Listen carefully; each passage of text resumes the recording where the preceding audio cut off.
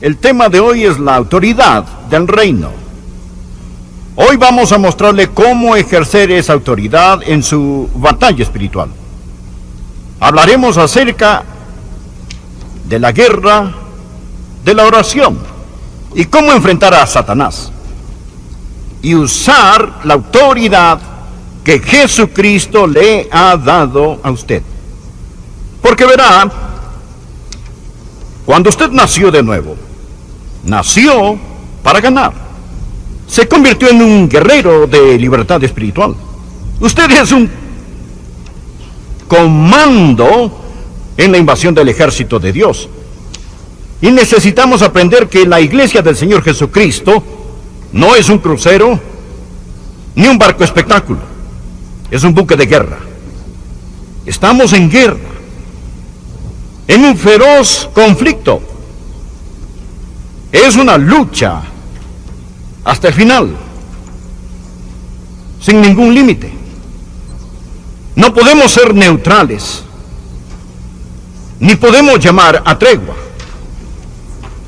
El general Douglas MacArthur dijo: en la guerra no hay sustituto para la victoria. Deseo que vea hoy cómo usted y yo podemos entrar en esta batalla con la autoridad del reino y estar totalmente seguros de la victoria, que es nuestra. Lucas capítulo 10, versículo 17.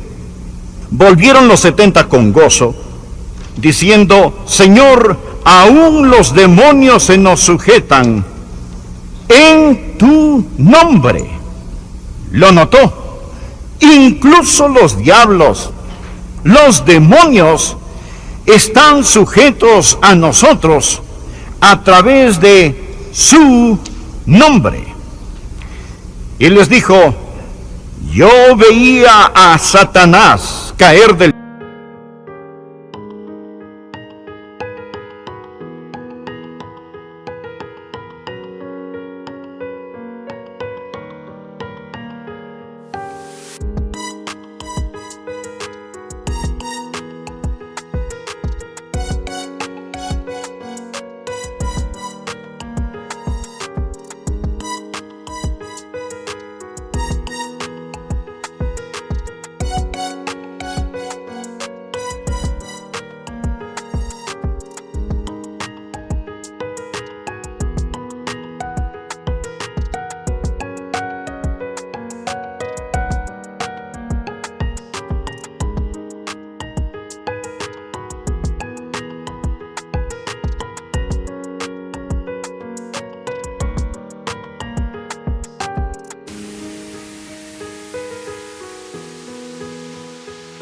cielo como un rayo. He aquí, os doy potestad de hollar serpientes y escorpiones y sobre toda fuerza del enemigo, y nada os dañará. En la versión Reina Valera, en el versículo 19, nos presenta dos palabras. La primera, potestad o autoridad. Son dos palabras diferentes en el griego. Podría leerse de esta manera: he aquí os doy autoridad sobre todo el poder del enemigo. Estamos hablando de la autoridad del reino y de cómo poseer esa autoridad del reino en nuestra guerra, ganando la victoria en el nombre del Señor Jesucristo. Porque en 2 de Crónicas capítulo 20 versículo 15 nos ha enseñado que la batalla no es nuestra, sino del Señor. Tres cosas deseo que aprenda hoy acerca de la autoridad del reino. Primero, la autoridad del reino se ha establecido soberanamente. Esta autoridad del reino se ha establecido soberanamente. Jesús dijo: yo veía a Satanás caer del cielo como un rayo. Esos primeros discípulos regresaron y le dijeron en el versículo 17: Señor, aún los demonios se nos sujetan en tu nombre. De nuevo quiero recordarle de lo que estamos hablando. Recordarle que hablamos acerca de la autoridad. El diccionario Webster define la autoridad Primero, como el poder o derecho de mando, de actuar, exige obediencia o toma la última decisión. También dice jurisdicción, es decir, para gobernar. Y luego describe la autoridad como el poder delegado a otro. Autorización, como Él tiene mi autoridad para hacerlo. Esa es la autoridad en sí misma y ha sido conferida o dada a nosotros por medio del Señor Jesucristo. Toda la autoridad se arraiga en el Dios soberano. La autoridad del reino se ha establecido soberanamente. Dios es el creador, el gobernante, el rey supremo en este reino. Él gobierna el universo y Él es Dios soberano. Ahora, Dios, quien es soberano, le dio esa autoridad a Adán y Eva en el huerto del Edén. Cuando Dios creó a Adán y Eva, les dijo que tuvieran dominio. Pero recordará que la serpiente entró en el huerto y los engañó. Ellos pecaron, le entregaron su dominio a Satanás, perdieron su corona y Satanás se convirtió en el Dios de este mundo. Pero Jesucristo, el último Adán, dejó el cielo, bajó a esta tierra, sufrió, derramó su sangre y murió como hombre para recuperar lo que el primer Adán perdió. El dominio se perdió legalmente y fue recobrado justamente. Un hombre lo perdió, el primer Adán. Un hombre lo recobró, el segundo Adán. Por favor, coloque un marcador de libro en Lucas 10. Estamos hablando acerca de la autoridad del reino que fue establecida soberanamente. Y busque Colosenses. Simplemente adelántese unos cuantos libros y llegará a Colosenses capítulo 2. Ahora lea conmigo el capítulo 2 de Colosenses del versículo 13 al 15. Estos son versículos increíbles. Versículos increíbles. Colosenses 2, versículos del 13 al 15. Quiero que vean lo que el último Adán hizo por nosotros y cómo este dominio se ha establecido soberanamente.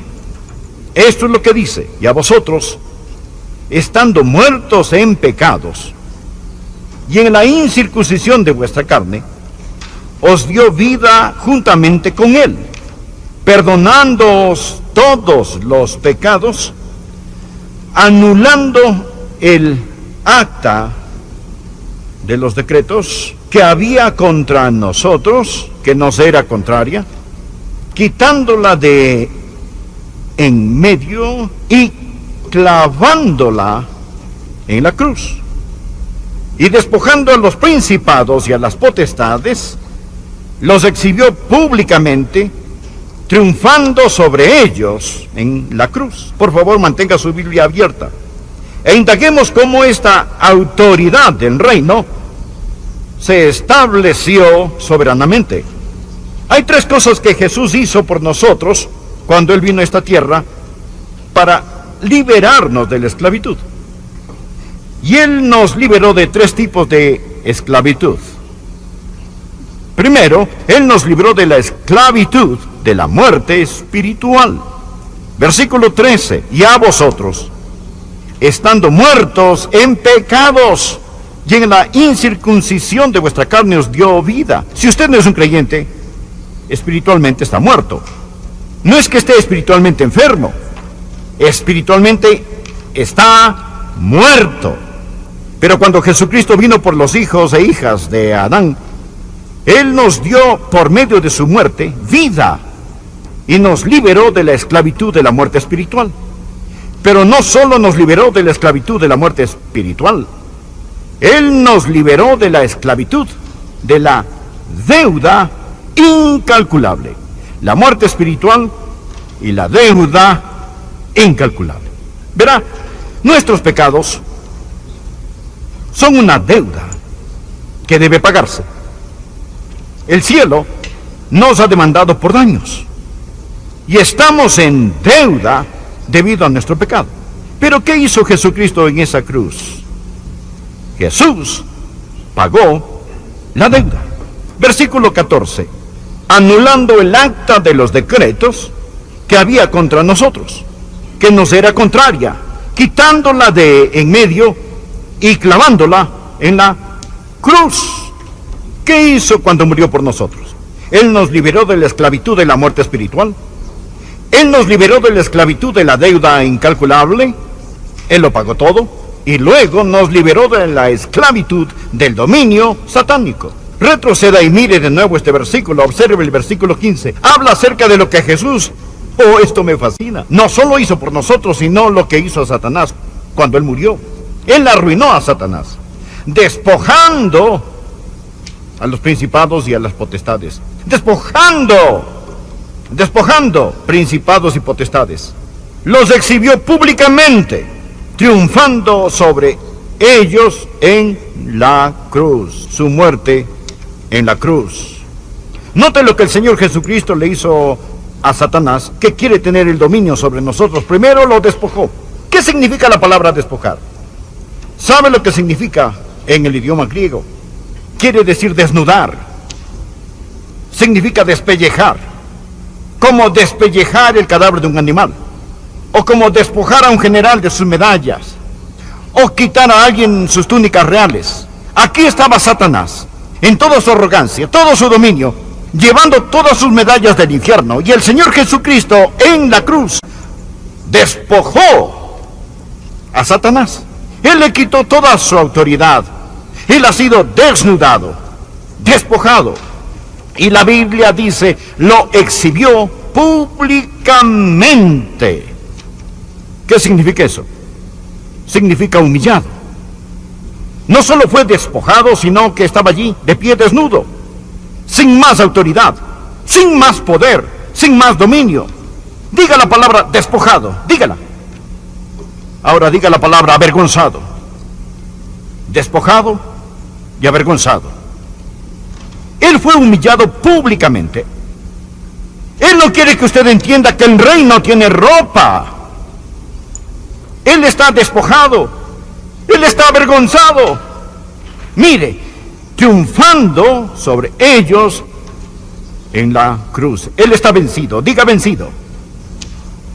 La próxima vez que piense acerca de Satanás, utilice estas tres palabras: despojado, avergonzado, vencido. ¿Por qué? ¿Cómo? Por la muerte de Jesucristo en la cruz. No solo pagó su deuda, no solo lo clavaron a la cruz, sino que cuando acabó dijo, cancelado. Él tomó el reino tenebroso de Satanás y le dijo, has quedado despojado de tu autoridad, avergonzado y vencido. Gobiernas un dominio condenado y navegas un barco que se hunde, Satanás. Ahora, amigos, ese es el mensaje que necesitamos aprender. Dios nos ha dado la autoridad del reino. Esa es la razón por la que al orar hoy dije, la victoria no es nuestro destino, sino nuestro punto de origen. La victoria no es nuestro destino, sino nuestro punto de origen. No oramos por victoria, tenemos la victoria. Estamos firmes en la victoria. Aquí está el segundo punto que quiero que vea. Primero dije que la autoridad del reino se ha establecido soberanamente. ¿Bien? ¿Lo entendió? Soberanamente establecido. Segundo, la autoridad del reino debe hacerse valer firmemente. Debe hacerse valer firmemente. Aunque Satanás ha sido despojado, avergonzado y vencido, él no dejará nada ni a nadie sin luchar. Él no quiere que usted entienda que la autoridad que tiene en el Señor Jesucristo, pero Jesús dijo a sus discípulos en el versículo 19, el versículo con que empezamos, he aquí os doy potestad de hollar serpientes y escorpiones. Esto no es para todos. Los que rechazan a Cristo todavía están en el reino tenebroso de Satanás. Para los que rechazan a Cristo y no aceptan lo que Él hizo en la cruz, Satanás continúa siendo el Dios de este mundo. En 2 Corintios 4:4, la Biblia lo llama el Dios de este siglo. Usted y yo no somos parte de este mundo, por lo tanto Él es nuestro Dios. Hemos pasado de ese reino de oscuridad al reino de nuestro Señor y Salvador Jesucristo. Ahora vivimos en un nuevo reino, el reino de Dios, y tenemos la autoridad del reino. Pero, verá, esta autoridad del reino debe hacerse valer al hacer lo que nuestro rey quiere que hagamos. Satanás no va a hacerse el muerto. Usted va a tener que ir contra él en el poder del Espíritu Santo.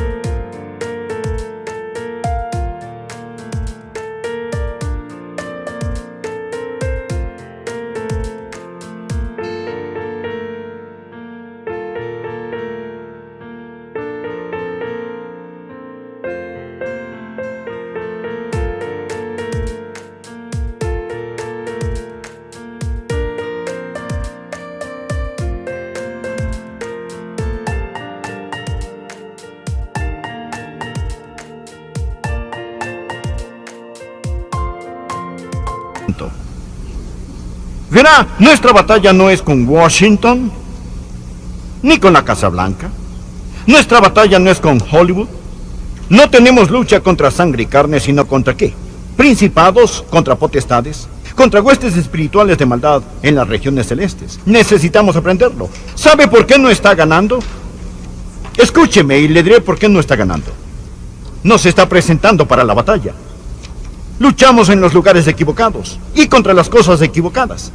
Cuando Simón Pedro se acercó a Jesús y le dijo a Jesucristo, de ninguna manera no irás a la cruz, Jesucristo le respondió a Simón Pedro, quítate de delante de mí, Satanás. ¿Estaba Jesús llamando a Pedro Satanás? Claro que no, porque Pedro no era Satanás. Jesús estaba mirando a través de Pedro al verdadero enemigo, viendo más allá de Pedro al enemigo que es Satanás. ¿Lo ve? Jesús no luchaba contra carne y sangre. Él sabía quién es el verdadero enemigo. Y eso es lo que usted y yo tenemos que entender, que estamos en guerra espiritual. Y esta autoridad espiritual que se ha establecido soberanamente, pero debe hacerse valer firmemente. Tenemos que aprender a tomar la autoridad.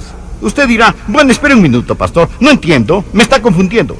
Por un lado, usted dice que Satanás ha sido despojado, avergonzado y vencido. Y por otro lado, usted dice que tenemos que hacer valer firmemente la autoridad del reino. Porque necesitamos hacerlo valer firmemente. Me alegro que haya preguntado. Trataré de contestarle esa pregunta. Verá, aunque la derrota de Satanás es absoluta, debe apropiarse. Esa es la frase clave. Aunque la derrota de Satanás es absoluta, debe apropiarse. Le pregunto, ¿fue la muerte de Jesús por el pecado absoluta? Claro que sí. Cuando murió en la cruz, la Biblia dice en 1 de Juan, y Él es la propiciación de nuestros pecados. Y no solamente por los nuestros, sino también por los de todo el mundo. Jesús murió por todos. ¿Se ha salvado todo el mundo? No. El día de Pentecostés, Dios derramó el Espíritu Santo. Usted y yo no necesitamos orar por otro Espíritu Santo ni otro Pentecostés. El Espíritu Santo ya descendió. ¿Está todo creyente lleno del Espíritu Santo? No. Aunque el derramamiento del Espíritu Santo fue absoluto, debe apropiarse de este. Tanto la muerte de Jesucristo como el poder del Espíritu Santo son absolutos, pero hay que apropiarse de ellos. La derrota de Satanás es absoluta. ¿Entiende lo que digo? Usted debe decir, tomaré mi autoridad en el Señor Jesús, me apropiaré de ella, me apoyaré en ella y enfrentaré el reino tenebroso de Satanás. Debo dejar este punto porque se nos va el tiempo y hablaré acerca del último punto. Esta autoridad del reino, soberanamente establecida, debe hacerse valer firmemente. Tercero, debe ejercerse estratégicamente. No salga contra el diablo si su corazón no está bien con Dios. Debe ser la persona correcta. Estoy hablando de personas cuyos corazones están limpios. Les he dicho antes que usted nunca, escuche, usted nunca estará sobre hasta que primero esté bajo. Y si usted, aun siendo hijo de Dios, desafía a Satanás con el corazón de un rebelde, se va a meter en serios problemas. Tiene que ser la persona correcta. Y luego tiene que estar en la posición correcta. ¿Cuál es su posición? Recuerde lo que mencionamos de Efesios 2, verso 6, que estamos sentados con Jesús en los lugares celestiales. Permítame enseñarle una forma diferente de orar. Deje de orar de la tierra al cielo y empiece a orar del cielo a la tierra. Usted está sentado con Jesús en los lugares celestiales. Usted está entronado con el Señor Jesucristo. Cuando Él murió, usted murió. Cuando Él resucitó, usted resucitó. Cuando Él ascendió, usted lo hizo. Cuando Él se sentó a la diestra de Dios, usted se sentó con Él. Y ahora usted tiene derecho al trono. Y en lugar de orar al cielo, usted ora desde el cielo. Jesús dice en Mateo capítulo 18, de cierto os digo que todo lo que atéis en la tierra será atado en el cielo, y todo lo que desatéis en la tierra será desatado en el cielo. No significa que el cielo secunda la moción. En el griego dice que todo lo que se ata en la tierra ya está atado en el cielo. Todo lo que se desata en la tierra ya está desatado en el cielo. Lo que usted y yo necesitamos hacer es ejercitar nuestra autoridad del reino. Había un hombre que nació en Francia y posteriormente ese francés se mudó a Inglaterra y se hizo ciudadano del Imperio Británico. Luego, Gran Bretaña, Inglaterra, derrotó a Napoleón en Waterloo. Cuando ese hombre